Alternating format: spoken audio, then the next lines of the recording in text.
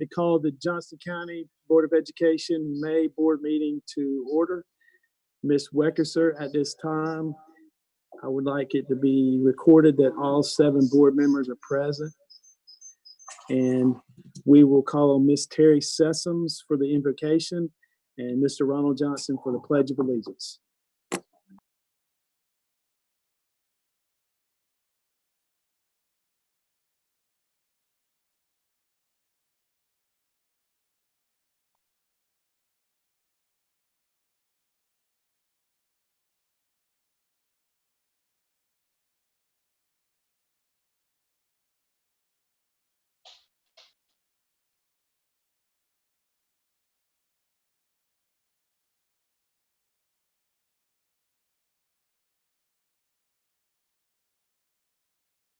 Things for our graduating seniors who are greatly affected. We thank you for our employees who are feeding children and ask that they be protected from any harm. We thank you for our teachers and TAs and other staff who are working virtually with students. And we thank you for all of our employees who continue to serve our school system during this pandemic. Please bless our leaders as we navigate these uncharted waters. We pray these things in your sweet and holy name. Amen. Everyone rise, face the flag. I pledge allegiance to the flag of the United States of America and to the republic for which it stands, one nation, under God, indivisible, with liberty and justice for all. At this time, I would entertain a motion to go into closed session for the purposes that are stated on our board agenda. So moved. Motion by Mr. Johnson, second by Mr. Kowski. All in favor, say aye. Aye. All opposed, motion carries 7-0. We will now go into closed session.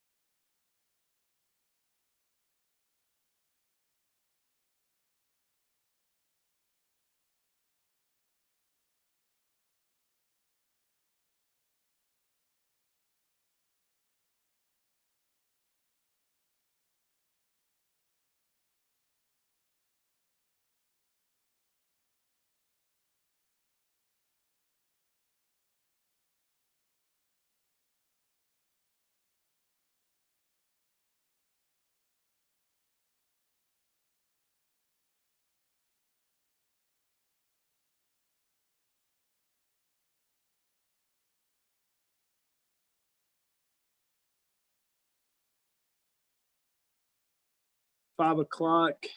We, Johnson County Board of Education meeting, we have already done our invocation and pledge of allegiance, and we're just coming out of closed session. So at this time, I will ask for approval of the April 7th, 2020 regular session minutes. I'll entertain a motion. Second. Motion by Ms. Zukowski, second by Mr. Johnson. All in favor, say aye. Aye. All opposed, motion carries 7-0. And yes, Mr. Sue said we'd have to do a roll call. yes, I'm getting, yeah, I think is everybody listed, Mr. Johnson? We can see their face on here. Okay, so Before she speaks, she has to announce. yes, yep. Due to the new laws with the emergency board meetings, if we're not seen on the video, we have to announce ourselves and do a roll call. So at this time, I believe everybody is in the meeting except Ms. Zukowski. Okay. Come in. Okay, great. So everybody's photo is showing on the screen. We do not have to do a roll call or announce our name, is my understanding on that side. So we had a motion to approve the minutes for the April 7th by Mr. Johnson and a second by Ms. Zukowski. All in favor, say aye. Aye. Motion carries 7-0. Also, I'll entertain a motion for approval of minutes for the April 27th special session meeting. So moved. Motion by Dr. Smith, second by Mr. Wooten. All in favor, say aye. Aye. All opposed, motion carries 7-0. At this time, I will start with Ms. Teresa Grant for any adjustments to the agenda. None. Okay, Mr. Johnson, No adjustments. Ms. Sessom, None. Ms. Zukowski, No, sir. Dr. Smith, okay. Mr. Wooten. Okay, all right. Now we'll go to updates from board committee chairman. I would just, before we go to the committees, I would just like to thank our finance committee for an outstanding job they've done over the past couple of months to get us to where we are. A lot of hard work has gone into this, and as you'll see today in the budget, we took this very seriously as a board, as well as the finance committee, and some of the conversations they had from the county manager down to some of the county commissioners as well. I just want to say thank you very much for all the time and effort you guys put into this. A lot of weekends that you guys did some work. So it has not gone unnoticed, and I really appreciate everything you all have done in regards to our finances. This is uncertain times for us. We don't know how it's going to affect us long term, but I know that you guys did everything you could do to make sure that Johnson County Public Schools was taken care of, and the budget was as tight and as conservative, and anything that we could do to make it better for not only our students and our staff, but the taxpayers of Johnson County. You guys did that. So I commend you on your hard work. At this time, I'll ask Dr. Smith to give us updates for the legal committee as well as the districts for the Board of Education. Thank you, sir. For district elections, I got our last two schools of advisory council and PTA members in today. That brings our total to 581 letters that will be going out, and this is going to, I sent out the list yesterday. I have it in front of me, but it's going to about everybody I can think of who would have some leadership in the county, and to all the advisory councils and PTA members in our schools. The proposal is to elect Board of Education members by district from high school attendance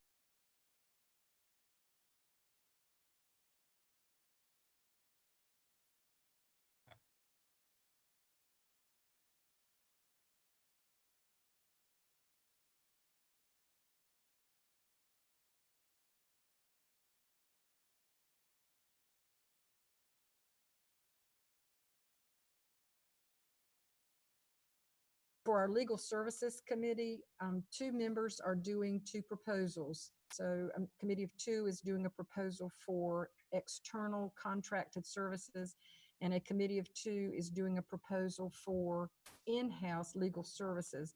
These will be presented to our new superintendent for feedback and run through our legal services being provided by, okay. Okay, will be provided by our current legal counsel as to our proposals for getting legal services hired, and so we're moving right along.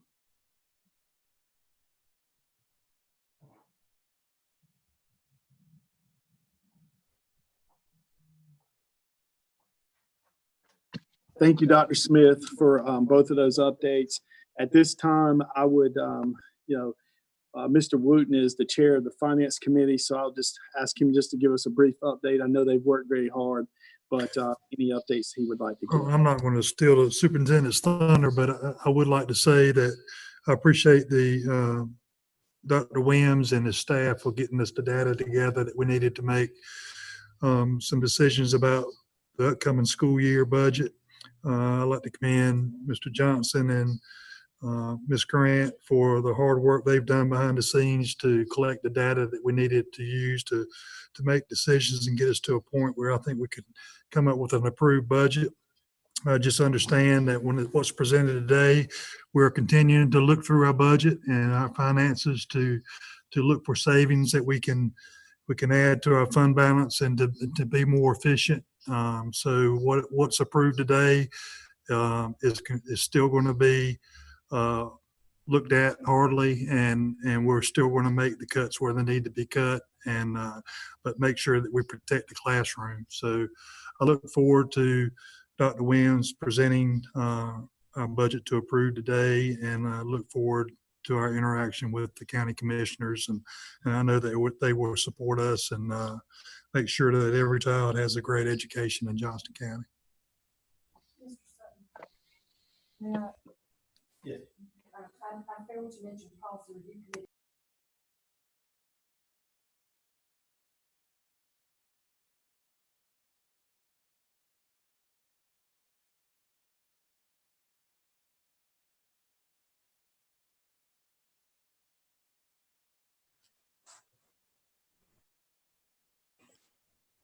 Excuse me, Todd. We're not able to hear Dr. Smith.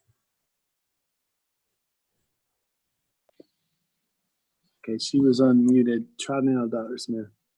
I was just saying that the policy review committee meets regularly, and we post all of our policies that are under consideration online under the Board of Education, and really would like for the public and any interested persons to go there and give us feedback before we actually approve the policy. We look at all of that.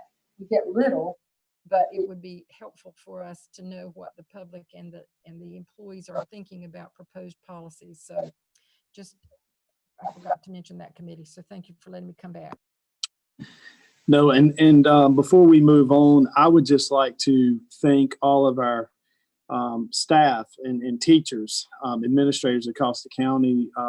Since March, we've been sheltered in place, and I can't thank you enough for all the hard work you've done, including our leadership here at the Central, all the way down to our, whoever's participated. I mean, the meals. I mean, everybody has played a vital part into making sure that Johnston County Public Schools continues to move forward in a new normal that we know of today. But living with a teacher, I know what they're doing on a daily basis, and hearing it from other students and parents across the county.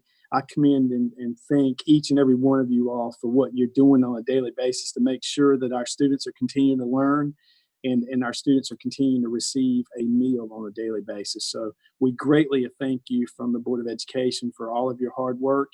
And please note that your jobs are not going unnoticed. We see it, we hear it, and we greatly, greatly appreciate you. And soon, hopefully real soon, we might be able to get back together and show our appreciation in one room rather than having Zoom meetings. So stay tuned for that. At this time, we don't have any advisory appointments. Our public comment will be done again like it was in April. There'll be links on our website as far as the public comments. And my last count, there was 2 of those. So I would ask everybody to go to our Johnson County Board of Education website, and you'll see the agenda, and the public comment is linked to that agenda. So we will move forward with Dr. Williams. Dr. Smith asked me to talk about the superintendent search as well. I would like to thank all of the board members. We participated in many, many Zoom meetings and conducted interviews and things of that nature. So that is moving along very well. We feel very confident that we should have a new superintendent in place by July 1. And that has been our goal since day one. So we're moving along with our timeline. And I would like to say thank you to the North Carolina School Board Association for their hard work that they've put in for us, and advertising and everything else. I mean, we had 31 candidates, and that was quite a bit. And we were very pleased with that.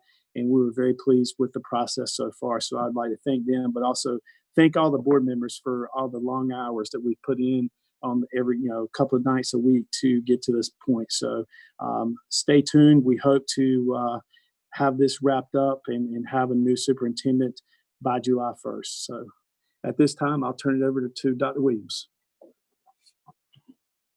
Thank you, Mr. Chairman. Appreciate that. At this time, Mr. Chairman, I would ask that the board approve consent items 8A1A through 8A1K. Okay. So I'll entertain a motion to approve consent items 8A, 1A through 8A. Motion by Mr. Johnson, second by Ms. Sessoms. All in favor, say aye. Aye. All opposed? Motion carries 7-0. At this time, I will give it over to Dr. Williams for our budget. Thank you again, Mr. Chairman.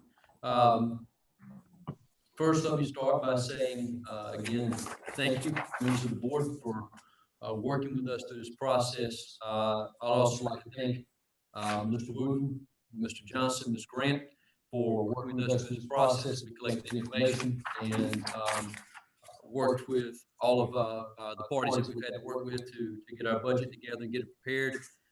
Since we had our budget session, work session, this is the final product that we have arrived at. So what I'd like to do is to go ahead and start with a brief history of how we arrived at this budget and the process that we went through to get to this budget. As stated in our budget work session previously, approximately $10 million was cut during the 2019-2020 school year. This was done and completed around before the January timeframe. With that being said, please know that the process that we've been utilizing as we go through the budget is, just to echo what Mr. Wooten has said, is to make sure that everything that we're doing moving forward is efficient and cost effective and still serves the needs of our students in the school system.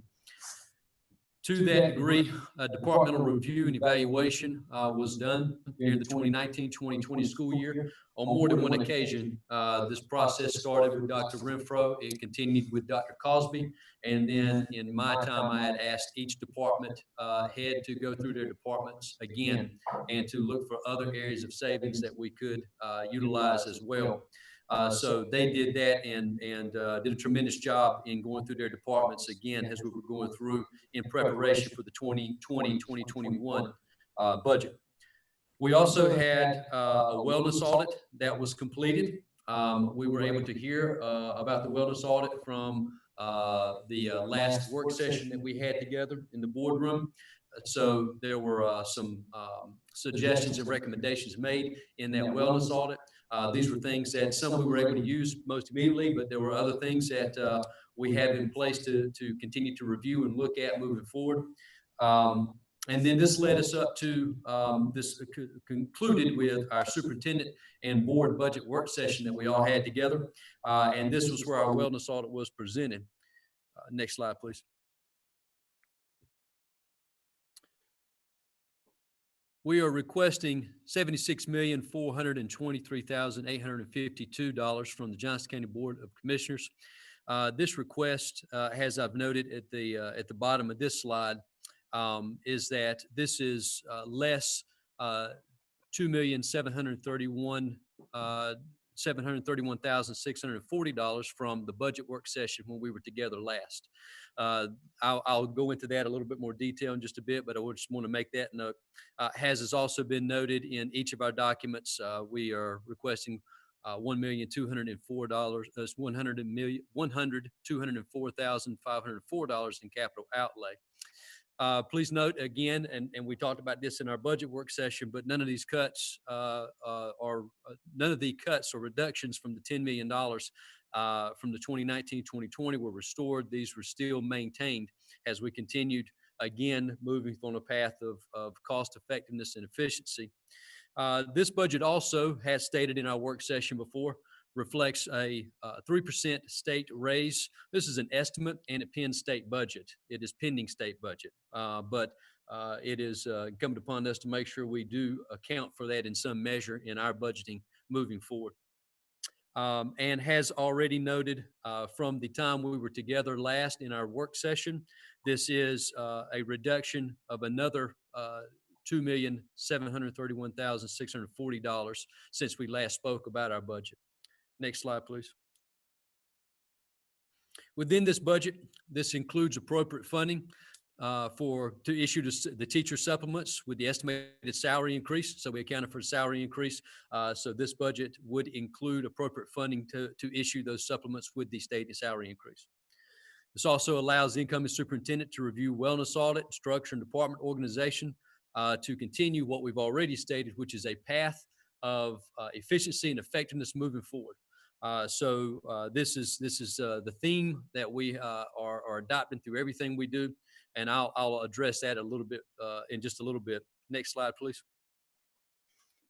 Additional savings. So I had mentioned some additional savings from the last time we were together until now.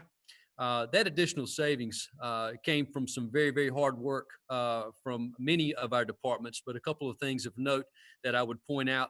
Our exceptional children's department, which we've spoken on numerous occasions in terms of overage in the exceptional children's department, has worked tirelessly to identify ways to become more efficient and cost effective, and was responsible for a large amount of that reduction since we last spoke at the budget work session. This also includes central office resignations that have not been rehired. So as these resignations have been processed, those positions have not been posted or rehired. So that has been taken out. As we have reductions due to resignations, those are continuous and ongoing. So those have not been rehired or posted again as well. So that is a continuous process which goes on throughout the course of the year. But our budget today reflects where we're at currently as we sit to talk about the budget today. Next slide, please. Prior to any questions, a couple of things that I would like to point out is, again, we've talked about the reductions that we've made since we last spoke.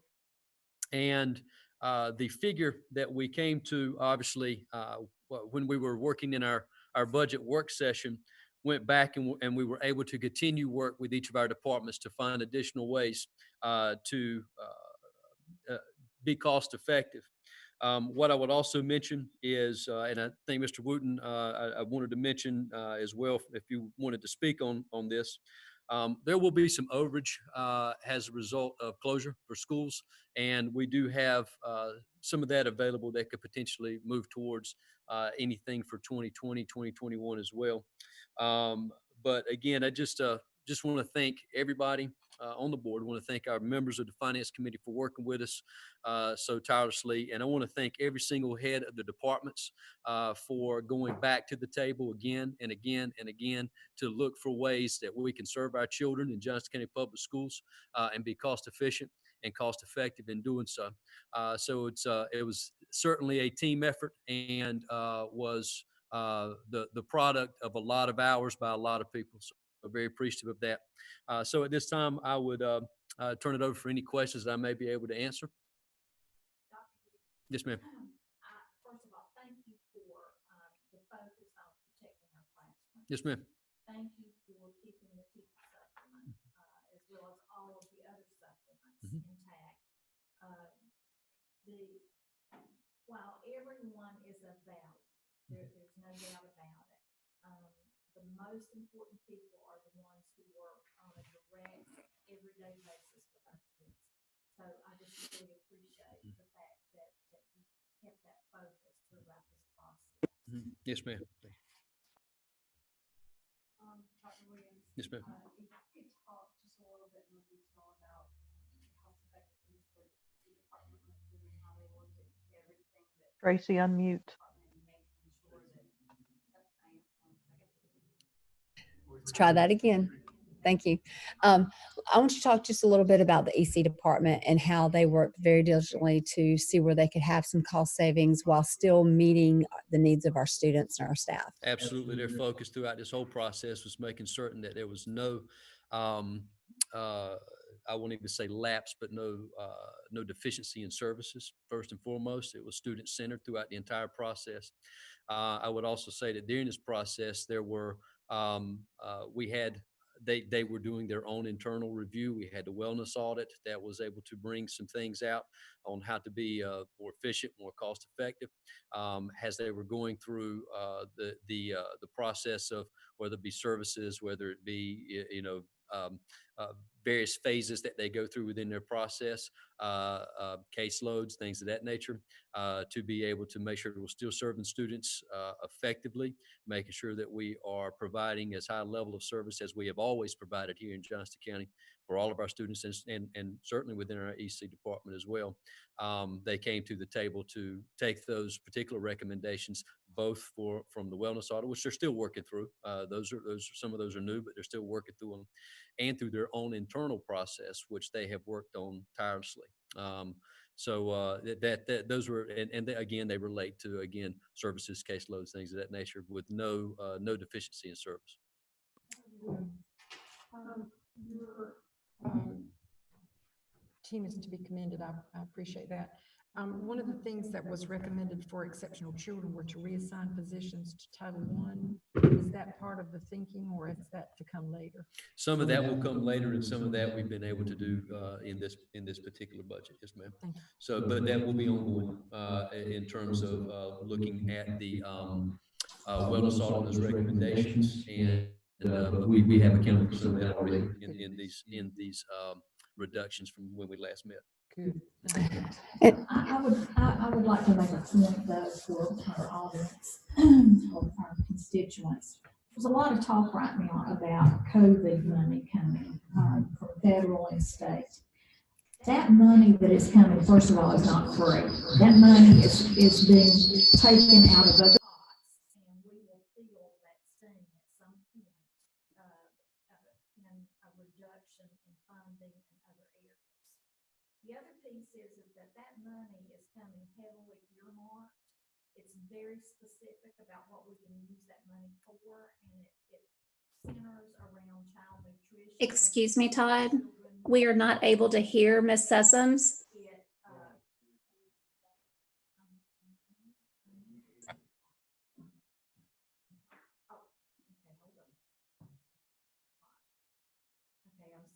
Okay, now. Okay, There you thank you. go. That's good. I'm sorry, I'll start back over.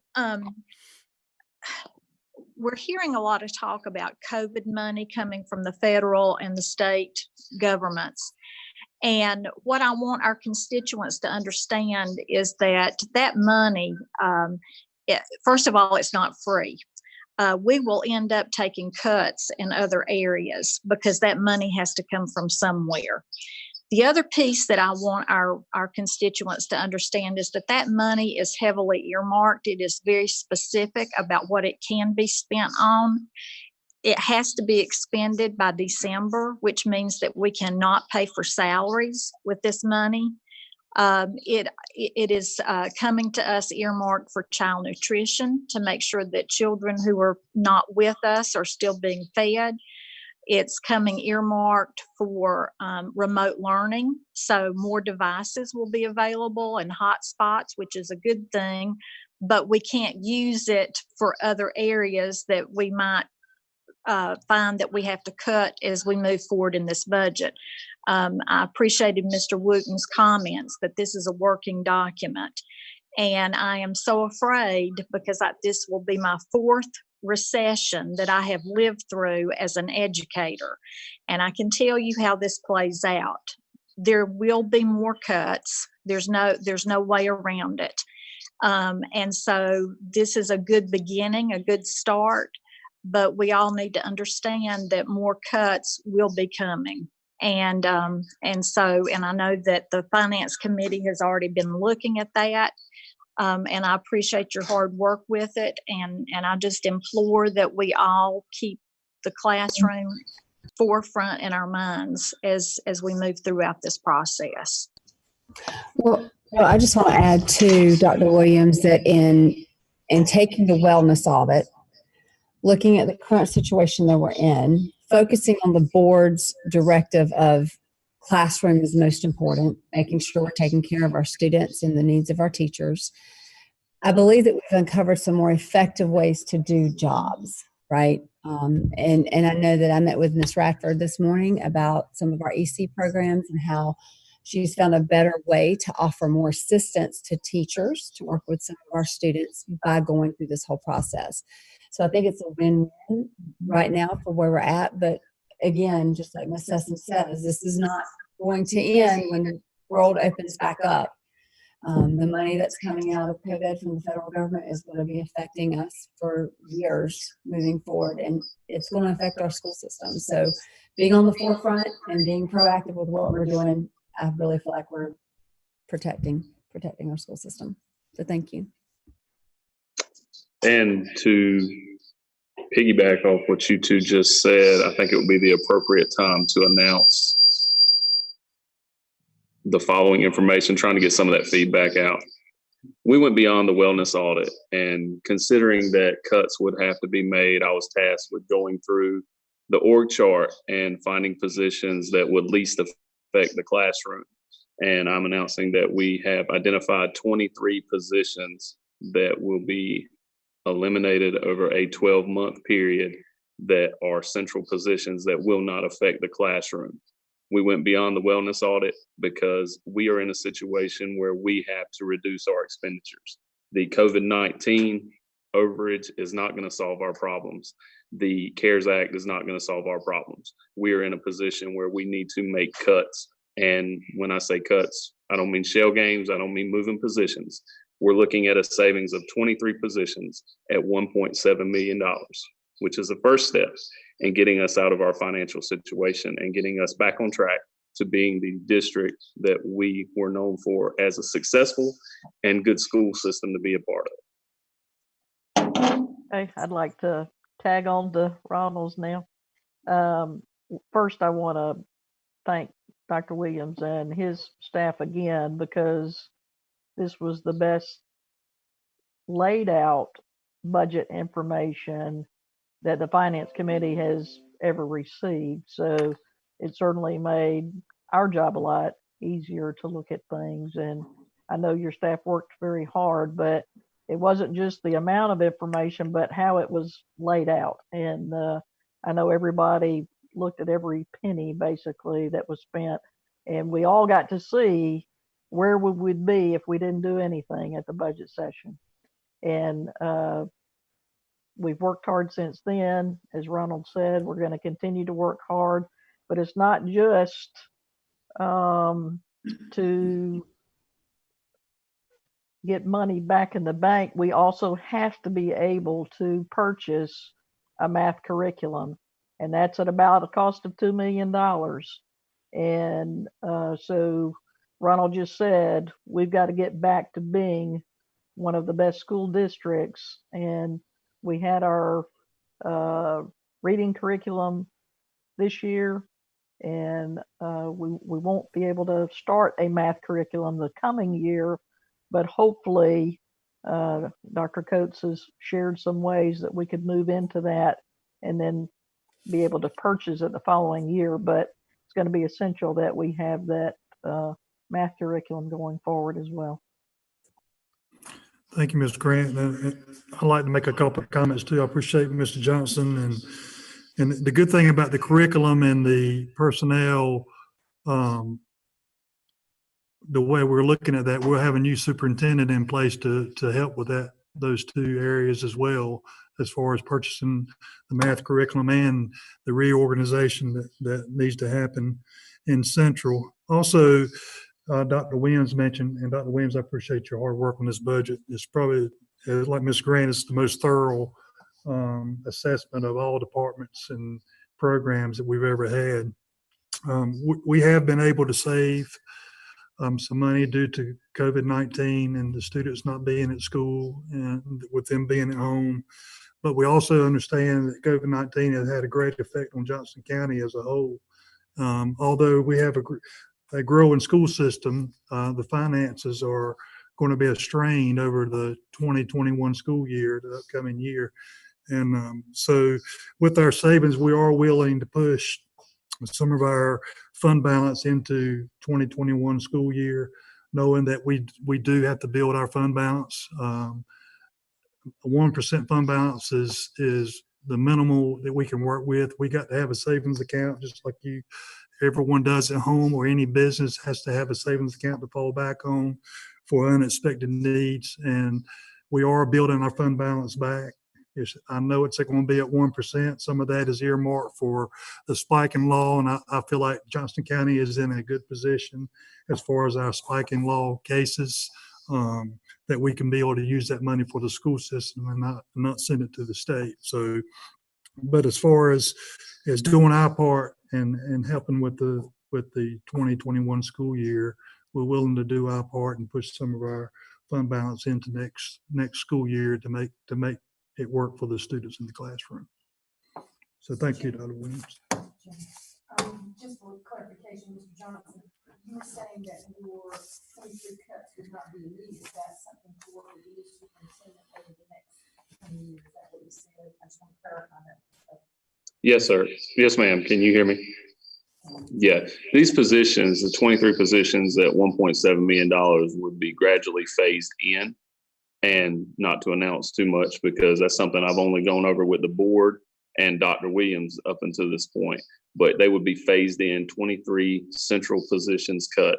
And that is something that I would like to say, I appreciate the confidence we have working with each other and the persistence. I'm going to just speak specifically, Teresa Grant, very persistent in wanting information, Terry, Mike, working with you guys directly, very directly in this, and everyone on the Board of Education. This is the first time, well, not the first time, but this is the most I felt like we come together and we really started rolling our sleeves up to figure out what was best financially for this district. This is the most productive I've seen us 7 work together. But those 23 positions would be phased out over a 12-month period at a savings of $1.7 million in the initial. And then as you continue on second year, third year, fourth year, you're looking 5 years, you're looking almost $10 million. And I think that our county commissioners, certainly our teachers, because our goal, the 7 of us, has been to protect the classroom, protect the supplement. And when you have a limited amount of resources, that's coming somewhere. And the finance committee, we've met more this year than I think we have in the previous years, and we really rolled our sleeves up. So I really think the 7 of us going down this road would be, but you don't want to do it all at once and, phase it in over a 12-month period. And then as it continues, we're looking at a $10 million savings over 5 years, which, we need that here. Right. And you're working with Absolutely. Absolutely. These are interesting times. Dr. Williams has stepped up and been a tremendous leader. He's been just phenomenal. But, we have a new superintendent coming, and we need to give him or her the opportunity to implement this. But our suggesting it and him implementing it or her implementing it, that's the way the process is supposed to work. I'd also like to say about the wellness audit. I think the wellness audit has already paid for itself. in the long scheme of things. And a lot of things in the wellness audit will happen over time as well.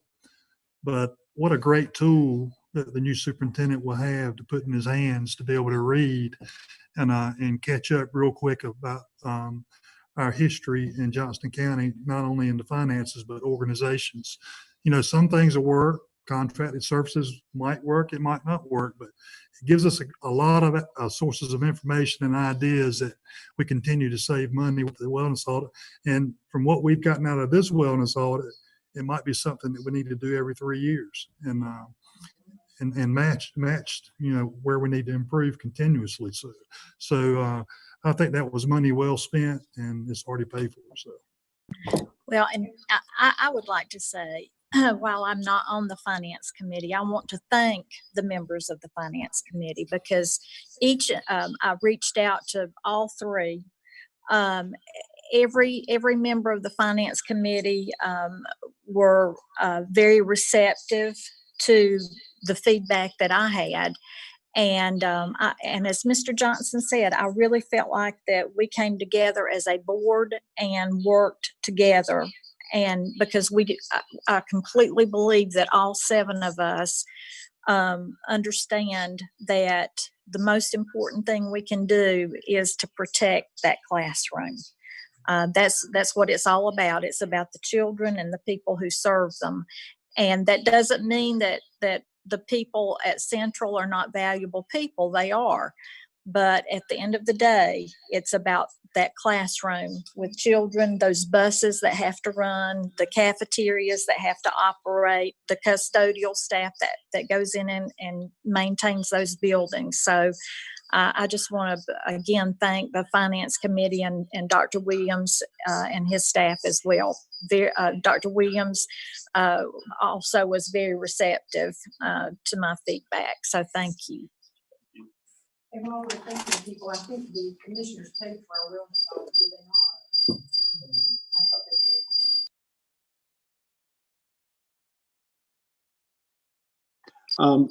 they did. I would just like to say that I echo everything that every board member in here has said.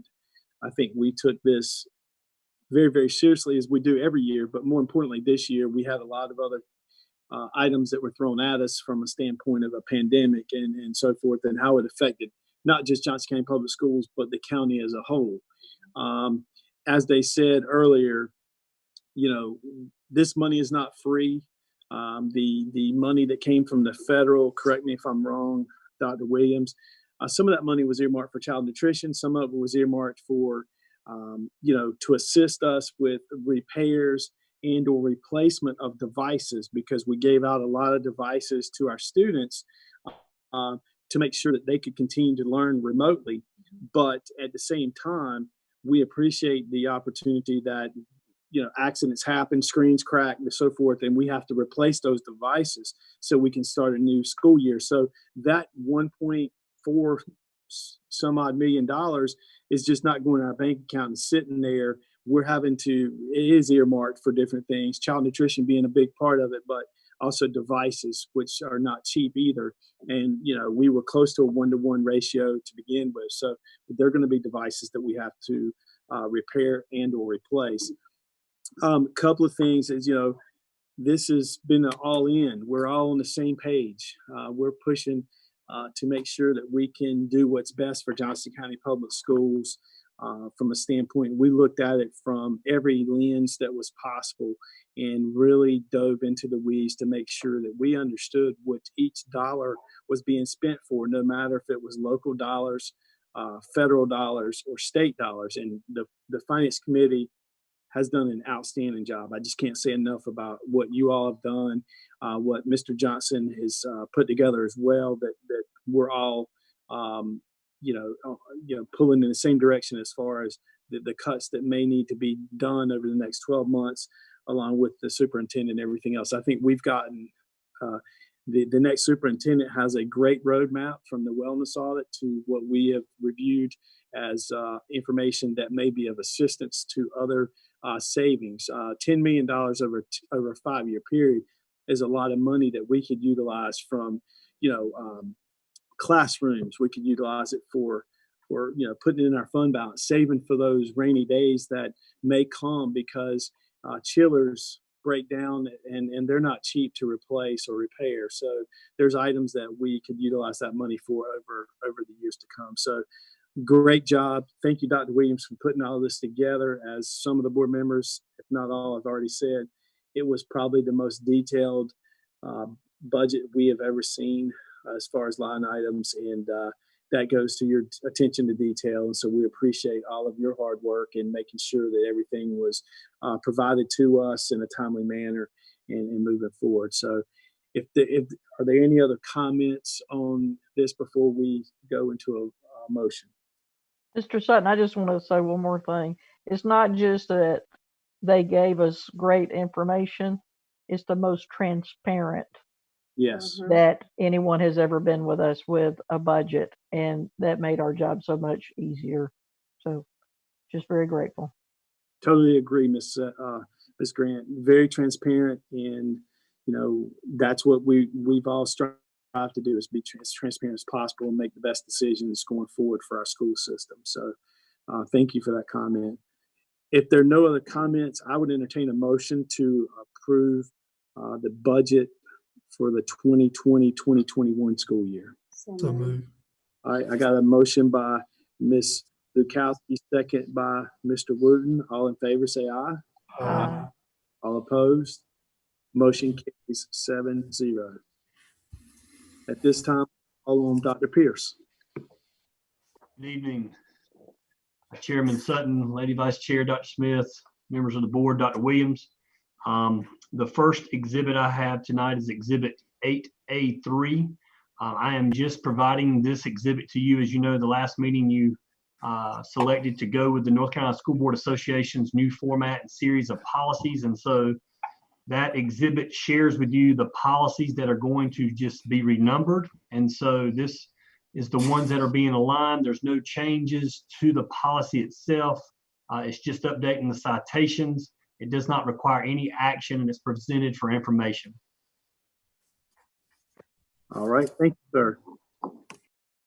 Any questions? All right. The next exhibit is Exhibit 8A4. This is Policy Code 1742 5060, responding to complaints. Johnson County Public Schools does not currently have a policy that is comparable to this PLS policy 1742 or 5060, responding to complaints. This policy is under consideration and is referred to in numerous of the other North Carolina School Board Association policies and processes to address concerns and complaints. And so it is the recommendation of the Policy Review Committee to adopt policy 1742-5060, and it is presented for information. All right. All right. Next is Board Exhibit 8A5. This is Policy Code 1740-4010, Student and Parent Grievance Procedures. The current policy, which is 4300, was recently voted on and revised March of 2020. The same policy as 1740-4010, which is the School Board Association's policies in all major aspects.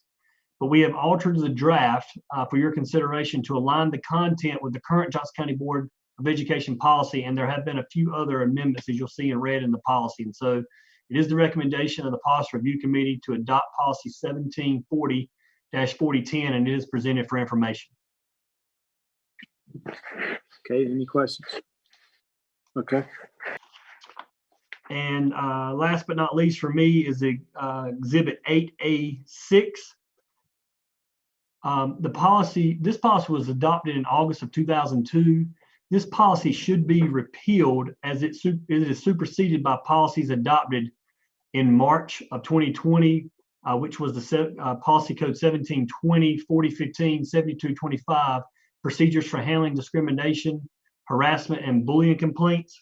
If you remember, we worked at length with that policy and also policy 4225. And so all of the contents that are in our harassment policy, you have two policies that are in conflict with each other. And so it is the recommendation of the Policy Review Committee to repeal policy 4000-5125, sexual harassment, and is presented for action. Okay. Policy code 4000/5125 for sexual harassment is an action item. I would entertain a motion.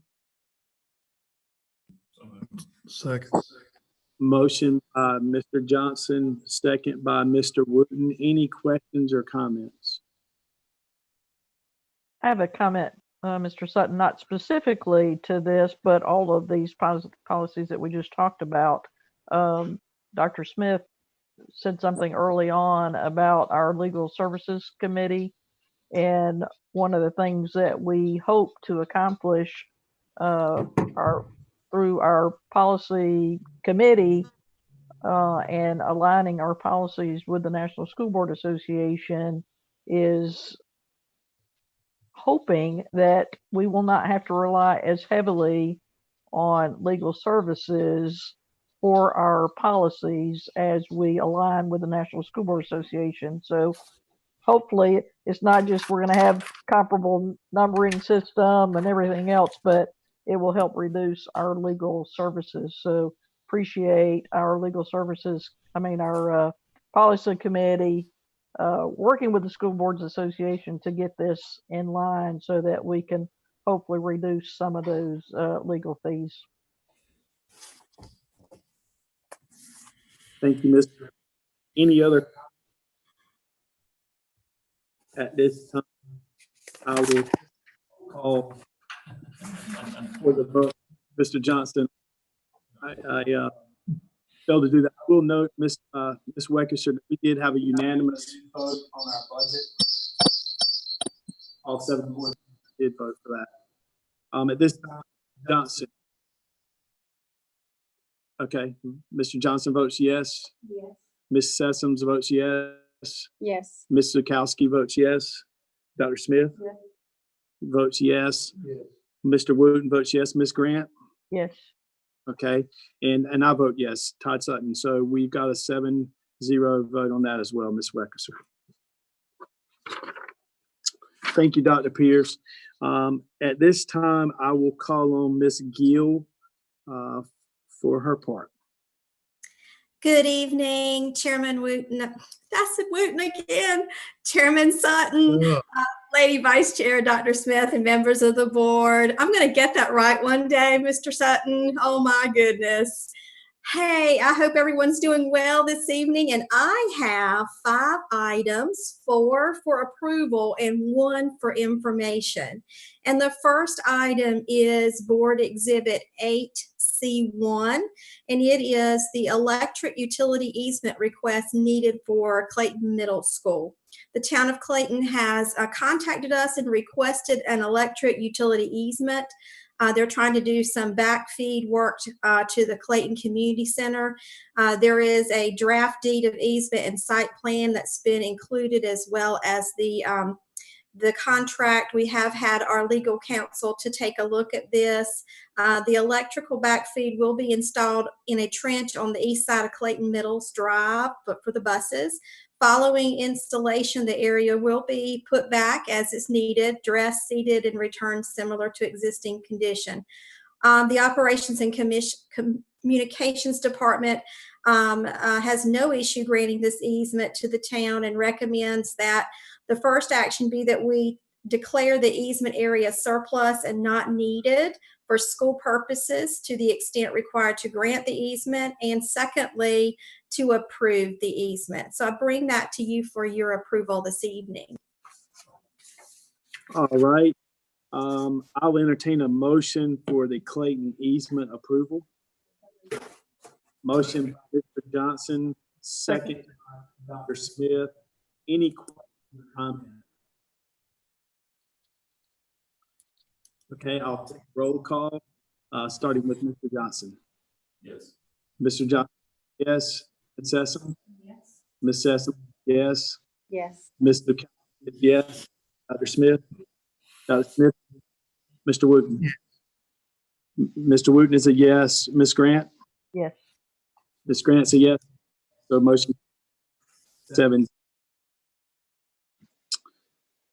All right, moving on to our next exhibit. It is 8C2, Selma Middle, Selma Elementary's fifth grade movement.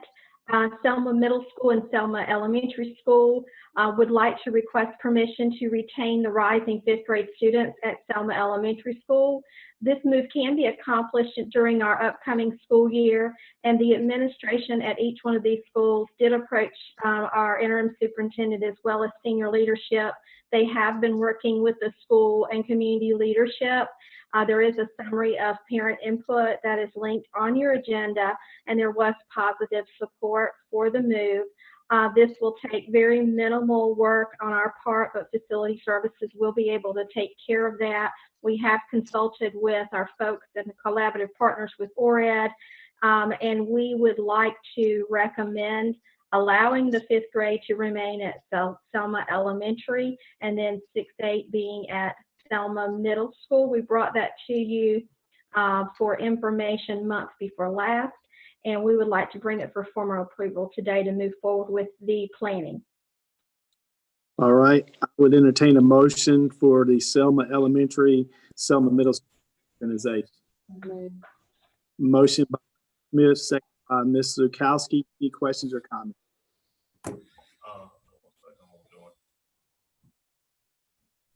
Real quick, I just want to get that feedback out first. But I wanted to take a minute to thank Ms. Rosado and Mr. Baker for their leadership and working together on this to make the best decision for the students in the Selma district. And also everything they've done since the pandemic started, being in the community, staying in touch with those students, getting them devices, and just doing everything that that community needed them to do. And I want to appreciate Mr. Baker and Ms. Rosado for all their efforts in that area. Thank you. Thank you, Mr. Anybody, any comment? I want to make a comment as well. You know, it's rare that we get buy-in of about 90% on any survey that we do, and 90% wanted to do this. So what a wonderful testament that is the direction to go. Absolutely, and I echo both of your comments. You know, we had a lot of buy-in from the communities. I believe the mayor and the city council as well as the principals understood the changes that need to be made for the betterment of the students, and that's what it's all about. And I appreciate them working together to make this happen. And it's a great thing for us to do, especially with the high percentage, like you said, Ms. Grant, of approval rating on that. So at this time, we'll go to a vote, roll call. I'll start with Mr. Wooten this time. Mr. Wooten is a yes. Dr. Smith? Yes. Ms. Zukowski? Yes. Yes. For Ms. Zukowski, Ms. Sessoms? Yes. Mr. Johnson? Yes. Ms. Grant? Yes. Okay. And I also am a yes, so that is a 7-0 vote.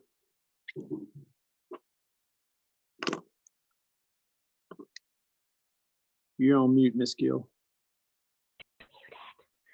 I'm having a bad day. All right. Board Exhibit 8C3, which is the school nutrition produce bid for 2020-2021. Our produce bid allows us to bring in fresh fruit and vegetables to our cafeterias. And the produce bid was forwarded to 4 different companies. You'll see those on your exhibit sheet. There was a legal advertisement published, and it ran during the week of March 8th, and 2 sealed bids were received, and they were opened at 10 a.m. on March 20th. And the bid carries the possibility of rolling over for 3 additional years if both parties agree, and the bid period extends July 1, 2020 through June 2021. And it's recommended to approve R&H Produce Company due to their lowest delivery fee per case. And I'd like to bring that to you for approval today. All right. I'll entertain a motion to R&H Produce's bid. So moved. Motion by Johnson, second by Ms. Grant. Questions or? If not, we'll go to a roll call. Mr. Johnson. Yes. Ms. Seth. Yes. Ms. Zucca. Yes. Dr. Smith. Mr. Wood. Okay. Ms. Grant. Yes. And I also am a yes, so motion carries 7-0. All right, my next item is Board Exhibit 8C4. This is the Westview Elementary School's DOT project and our bond project that's wrapped up with that. And it's a right-of-way purchase. And so I'm going to walk you through this. You will see in your documents maps as well as contracting from the DOT. We had proposed to do a bus driveway in the back of the school with the 2018 bond money and to alleviate the traffic concerns there. Right about the time we were getting ready to move forward with that project, we became aware that there was an extensive project for widening Cleveland Road and 40. And so we began to start working in collaboration with the DOT. We've done that in projects such as Riverdale and over at Polenta in helping us with our driveways. We have been through the planning process for them to help us with a plan to be able to provide us a very good bus entrance only. It will be ended up being a better plan than what we were able to fund. However, that plan is dependent upon this work getting done first. They need to go in and widen Cleveland School Road, and they need to begin working on an exit ramp. And that exit ramp and that widening does require some right-of-way purchasing. And we are working right now. You'll see the map, and I can walk you through that if you'd like.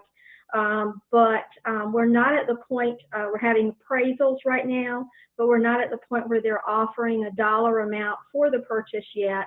But we do know that the project is moving forward, and what they would like to do during the circumstances of COVID-19 and while the students are not in school is begin to do some of the ramp work, which is the site work behind the school, which is the messiest and most disruptive part. And what they're actually asking for, and that I need your approval on this evening, is an agreement for entry. We have reviewed this with our legal counsel, and we do anticipate moving forward with the appraisal process. And this project, this part will probably last into next summer this time. Most likely it will be next summer before the driveway portion that we are looking forward to would be able to begin. But some of the money that is going to be used in the appraisal process paid to us will be used in conjunction with our bond funds to create this driveway. And originally, as we stated, we were going to put it in the back. Now we would like to actually have both traffic coming in, cars and buses, but the buses would be using that site and be diverted to their own driveway. So we're quite pleased with the drawings. We're pleased with the collaboration, and we have approved, asking for your approval. We have no issue with them beginning their work. It is going to be a busy time for Westview because, as you recall from last month, they are getting their hail-damaged roof replaced this year. So there will be quite a bit of activity. We've been working with Ms. Mangum and advising her on working with her advisory councils and folks to let them know a lot of activity will be going on around that school. Will be quite busy, but we will be monitoring it each step of the way. I will be coming back to you very soon with the actual right-of-way purchase and walking through that. But at this time, I'll bring it to you for approval, and if I can answer any questions, I'm happy to do that as well. All right, thank you, Bill. I'll entertain the motion for Westview Elementary DOT project and land acquisition. So moved. Motion, Mr. Wooten. Any questions or comments? Ms. Gill, I know this is years down the road, but when we have an exit ramp coming off right at a school, I foresee needing some additional security precautions? What are your thoughts about what that will look like? We are still in the planning phases. I know that Brooks, Mr. Moore, in one of his meetings did talk to them about what would be the noise level coming off of there. And he had made some requests to them about, you know, what kind of barriers, fencing, those kinds of things would be required. We're still pretty not really at the stage yet of getting to those particular pieces. I will say, if you look on the map, the areas, I'm hoping yours is like mine, that the areas in the orange kind of show you where they would like to purchase, and you can see that our retention pond in the back will have to be relocated. That will probably be one of the hardest parts and the messiest parts. So, you know, we do know that, and I ask, if you ever have a school that's close to an off-ramp, and it is going to be some things to consider, but I do think it's going to be workable, and it's just going to be busy out there for a while. So they actually came to us and said, you know, this is an unusual circumstance, but an opportunity for us not to disrupt that school by going ahead and getting in there and doing some of the messiest parts and the loudest parts. So I wish I had more to share with you right now, Dr. Smith. I feel like I will when I come back again with the actual right-of-way purchase. But you're in conversation with DOT about their obligation to help with that. Oh, yes, yes. And because they'll be helping us with that driveway design, I mean, we have a fantastic relationship with them, and they really do so much, you know, to collaborate with us on these types of projects to minimize our disruption and to end up with a good product at the end. Good deal. Thank you. You're welcome. Any other questions? I'd like to make one comment before Ms. Dolores leaves. I've been able to drive around to schools, and I think it's amazing how y'all have kept all the properties up and the way they look during COVID-19. It's exceptional, is all I can say. So. Thank you for noticing that, Mr. Wooten. There are some unsung heroes out there that are going out there every day and making that happen. You would think that school is operating every day because it looks absolutely pristine out there. And that just tells us so much about our grounds and landscaper guys. These folks take this seriously and they're proud. And thank you all for noticing. I give them all the credit. Well, kudos. All right, at this time, if there's no other comments, roll call. Ms. Yes. Zukowski, Dr. Smith, Yes. Mr. Wood, Ms. Grant, Yes. and I'm a yes. Motion carries 7-0.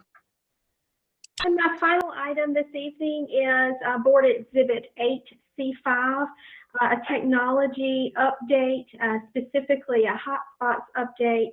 And in your packet, we have provided for you a background of the 1 Million Project Foundation that we have become a part of, that we might not would have become a part of had we not been experiencing our COVID crisis. So sometimes I find that in some of the worst of times, it brings out the best in us, and we end up finding and doing things that are right for kids.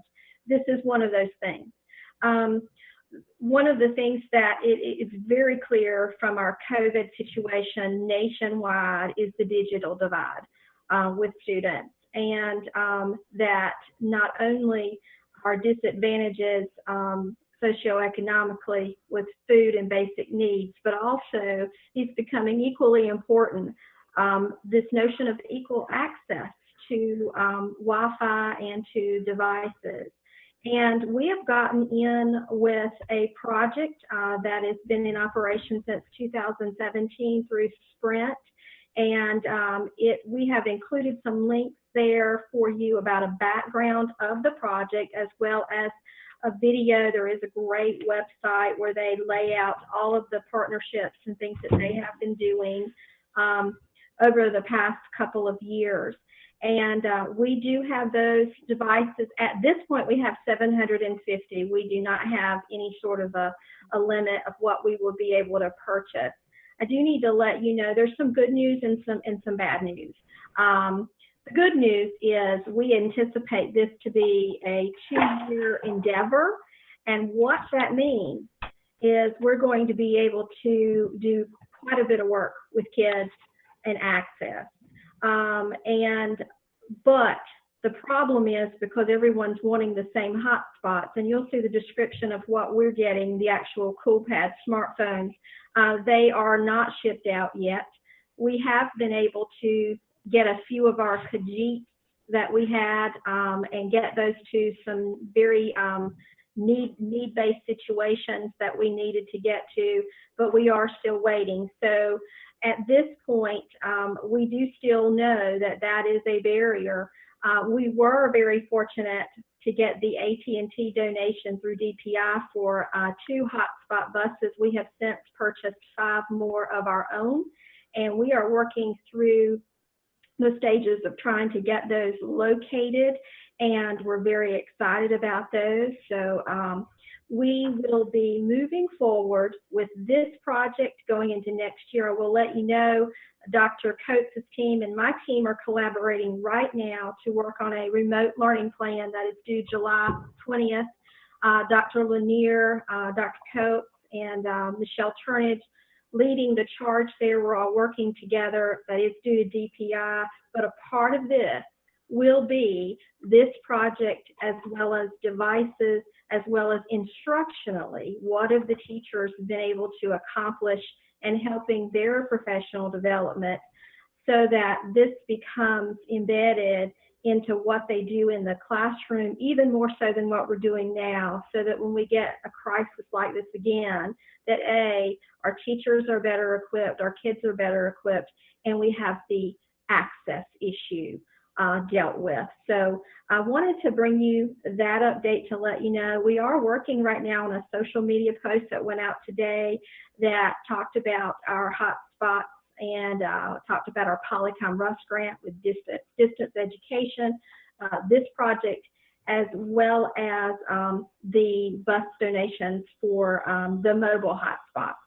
So just wanted folks to know that we are moving aggressively forward with this. This is not just a here and now stopgap measure for today. This is changing the way that business for kids.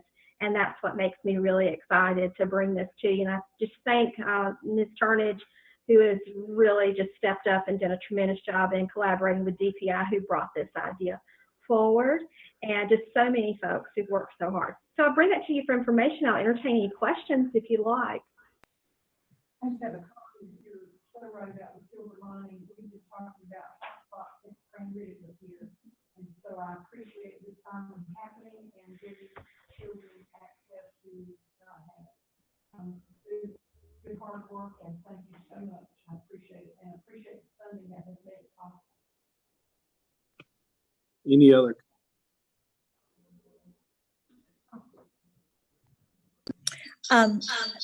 This is probably more a it's a between a Dolores and a Paula question, probably. But our teachers have been asking if they can get any kind of CEUs for all of the remote teaching that they're doing. I did hear that question, and that is a Dr. Coates question with professional development. So if she's on the line, I'll pass that over to her. Okay. Thank you. We've been working on that plan. In addition to what they've done in their schools and the remote learning training we have provided, we're working on a plan now that will make that easier for them to get digital learning credits. And we'll be sure we share out with them. Those who may not need it this year could even defer it to next year. So we're trying to get the I's dotted and the I's dotted and the T's crossed to make that happen. So yes, we've been working on it for a couple of weeks now. Okay, great. Thank you so much. You're welcome. Ms. Gill, I would just like to say thank you for everybody that's worked on this technology as well. It's been a great asset, and the funding has been wonderful as well. I will like to say one thing that you mentioned, I hope we never have to deal with again. That's just another crisis like this.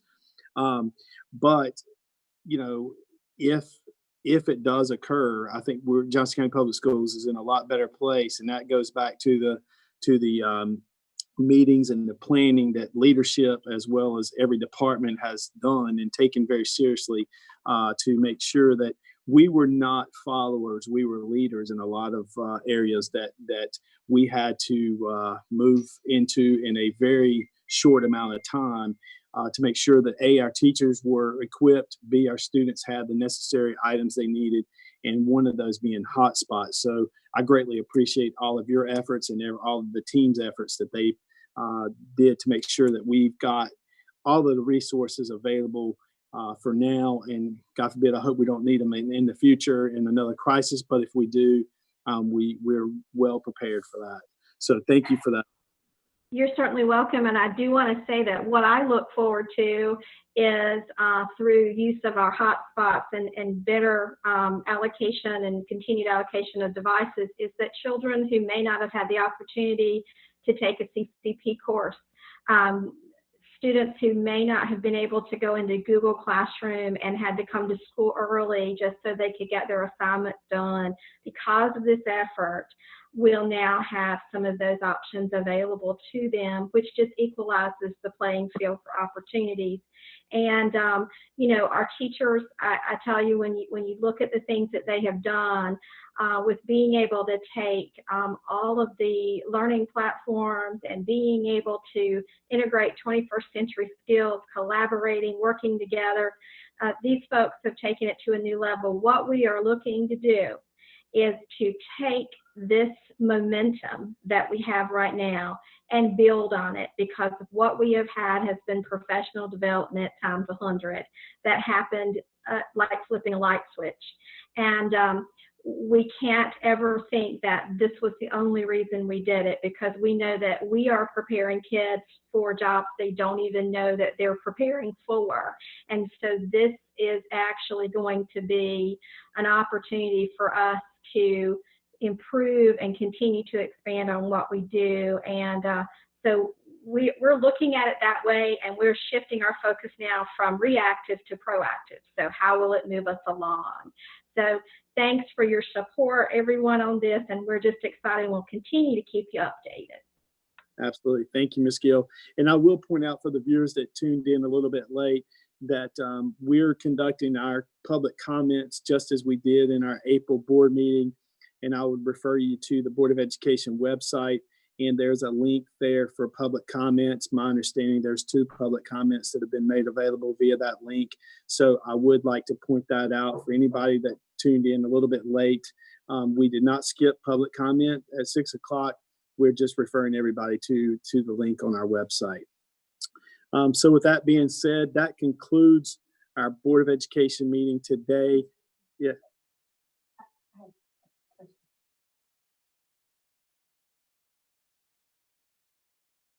We can't hear you.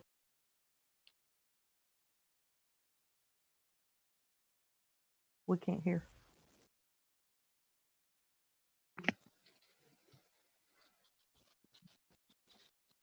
We couldn't hear Dr. Smith. I'm unmuted. I was just asking if there are plans to do calendar adjustments in light of the legislation. Mr. Buchanan, I guess Mr. Buchanan. Dr. Smith is asking about calendar adjustments in light of the recent changes to Mr. Vachano. Okay, Dr. Smith, I'm sorry, I was unable to hear you, but I think Ms. Zukowski referenced the recent changes to the calendar as approved by legislation. Correct. Okay, so I know Dr. Williams was prepared to share with you, but I'll be glad to speak. Our plan right now, because we have a short turnaround period, as you know, is to pull together a small sampling of the calendar committee to ensure we still have representation from all areas of our school system, to look at the recommended or approved changes, I guess I should say, from the state level, so that we can present to the board at the next meeting, not the May personnel meeting, but the June, the regular June meeting, a recommendation for changes to the calendar that's already been approved. Thank you, sir. Thank Yes, you. ma'am. All right, so our next meeting will be our special session personnel meeting on Thursday, May 28th at 5 p.m. That will be a closed session meeting. Our June board meeting will be Tuesday, June the 9th at 4 p.m. will be our session, and 5 p.m. we'll start our open session. And I'm hoping by that time we can be back to some kind of normalcy here in the boardroom with all board members present, and where we can all be in one room. We have Ms. Grant joining us remotely, as well as our leadership team. So hopefully we can do that and potentially have public comment in the boardroom, but we will err on the side of caution for all the health and safety of every board member, as well as the public, and also whatever the governor's decisions are as far as when phase 2 will open and what that will look like. So stay tuned for more information, and we'll make updates to that. So at this time, I'll entertain a motion to go back into closed session. Motion by Ms. Zukowski, second by Mr. Johnson. So now we'll do a roll call. Mr. Johnson is a yes. Ms. Sessoms? Yes. Ms. Zukowski? Yes. Dr. Smith? Yes. Mr. Wooten? Yes. And Ms. Grant? Yes. And I'm a yes. So motion carries 7-0. We'll go back into closed session.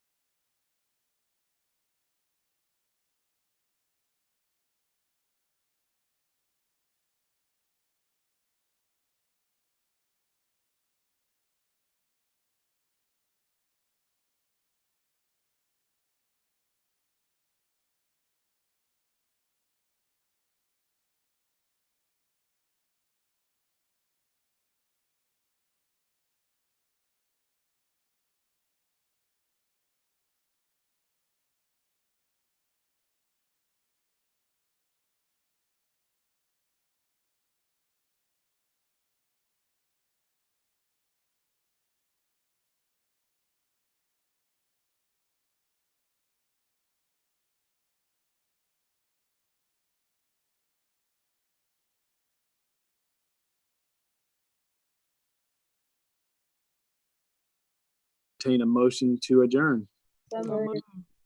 Motion by Ms. Zukowski, second by Mike Wooten. And at this time, I will take a vote. Roll call. Mr. Johnson? Yes. Ms. Sessom? Yes. Ms. Zukowski? Yes. Dr. Smith? Mike? Yes. I'm a yes. Motion carries 7-0. I'm Thank you. yes. And Teresa, I'm sorry. Good night. Right.